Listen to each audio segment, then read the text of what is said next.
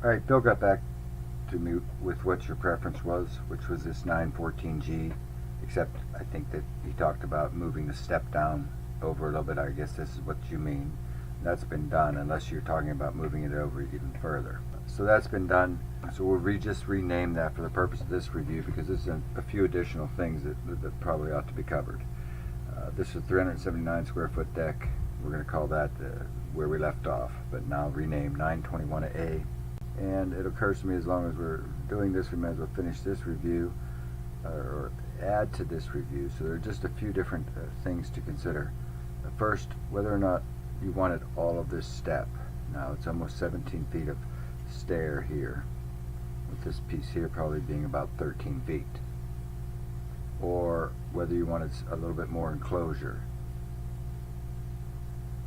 and reduce that stair width to about 10 feet. This changes the square footage, reducing it by about 14 square feet. Interestingly now, though, because of the way things have come along, this stair piece in this variation, this stair piece can and is centered on this bay projection here. So that's that, whether or not you want to wrap a railing around there, and I'll show you the overhead photographs here in a moment, if you want to wrap a railing around there. And then this next is very minor, and this was just a case of the joist spacing through here, that this railing would go back there without much cost at all. It increases by about 4 feet, but it's only moving over 4.5 inches or 5 inches, and that's just to make the spacing, the 16-inch joist spacing, sensible, and getting all of the space for the number of joists that you have to get for this or purchase for this. So that was that. And then do we want to move it over by another 16 inches?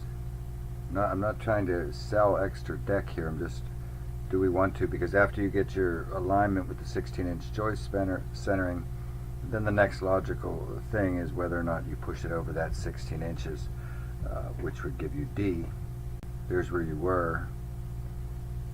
Okay, and then this was whether or not you wanted to bring that in like that and have less of a stair going down there and a little bit more enclosure up in here.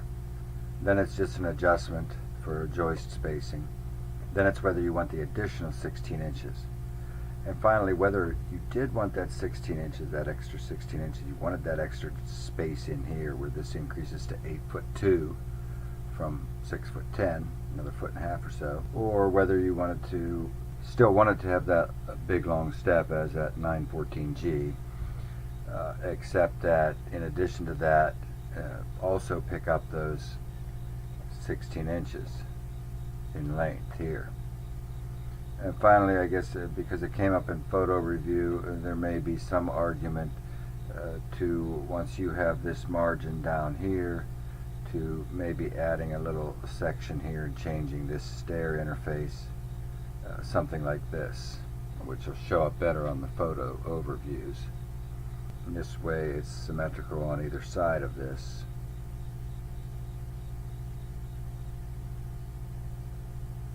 But this is only really valid if you're going to pick up this additional 16. Otherwise it's not going to make the same kind of sense, as you can see. So those are the floor plans, and then the overhead. This was this 914G, renamed 21A. This is doing that variation then, reducing the size of that. It changes the flavor, it changes a lot about it, so you have to decide what kind of feeling you're looking for out there. And then, the minor adjustment, and whether or not you wanted this major adjustment. This kind of has a really nice balance now between these two sides, and this is, that's just a bonus now that the stair is centered on that. And finally, if you just want to return to where we began this at 921A, 914G, whichever, or one of its variations.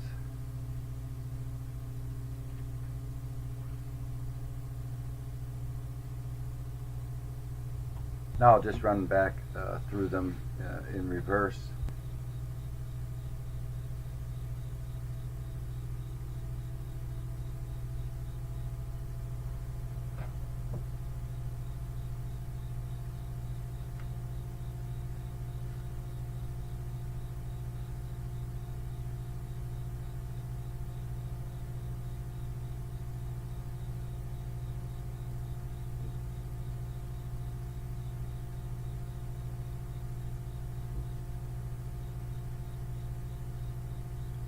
and let Bill know, and he'll let me know. Hopefully we can get together. Thanks again. Feel free to get in touch with me if you need, if you have additional questions or concerns, etc.